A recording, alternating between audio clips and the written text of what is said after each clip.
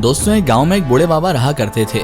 बूढ़े बाबा ने एक बिंदी वाले से बिंदी का पैकेट लिया और अपनी बहू के पास गए और बहू से बोले, अरे बहू, जरा मुझे 10 रुपए देना तो, तुम्हारी अम्मा की बिंदी खत्म हो गई थी तो मैंने उसके लिए बिंदी खरीदी है। बहू जो है बड़ी जालिम थी, चिल्लाते हुए बोली, 65 साल की हो चुकी है आपकी बीवी और हमारी अम्मा, क्या अभी भी वो बिंदी लगाएंगी इस उम्र में? बुजुर्ग बोले, बेटा तुम्हारी अम्मा सुहागन है, उसका मन नहीं मानता बगैर बिंदी लगाए, सिर्फ तुमसे 10 रुपए ही तो मांग रहा हूँ। बहू बोली, मेरे पास इन फिजूल खर्चों के लिए कोई पैसे नहीं है।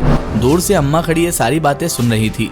अम्मा ने दूर से ही बाबा को इशारा किया। बाबा ने बिंदी उस फेरी वाले को जो बिंदी बेचने आया था उसको वापस दे दी। बाबा तभी अंदर आकर अम्मा से बोले, माफ करना रमा, मैं तेरी एक छोटी सी इच्छा भी पूरी नहीं कर पाया। अम्मा बोली, दिल पर मत लीजिए आप, एक बिंदी ही तो थी, एक काम कीजिए आप तो पूजा घर में जो कुमकुम है उसी से आज अपने हाथों से मुझे बिंदी लगा दीजिए। बाबा इधर पूजा घर से कुमकुम ले आए। कुमकुम लेकर जैसे अपनी बीवी उन अम्मा के पास पहुँचे तो देखा वो पलंग पर लेटी हुई थी।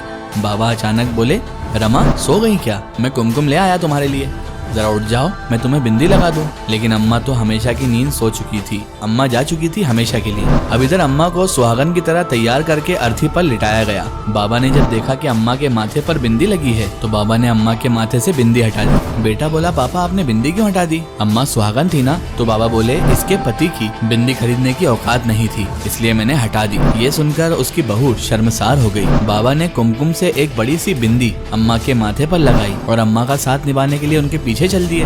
दोस्तों, इस कहानी से हमें ये सीख मिलती है कि बड़े बुजुर्गों की भावनाओं का हमें सम्मान करना चाहिए। माँ बाप किसी पर बोझ नहीं होते, बल्कि माँ बाप ही औलाद को बड़ा करके उसे इस शिखर पर पहुँचाते हैं जहाँ पर फिर उसे माँ बाप का साथ देना होता है। बचपन में आप जब छोटे होते हैं तो आप बिस्तर पर पेशाब कर देते हैं, बिस्तर पर ही पॉटी कर देते हैं, तो माँ बाप उस हालत में अगर आप पर चिढ़ जाएं तो आपको कैसा लगे?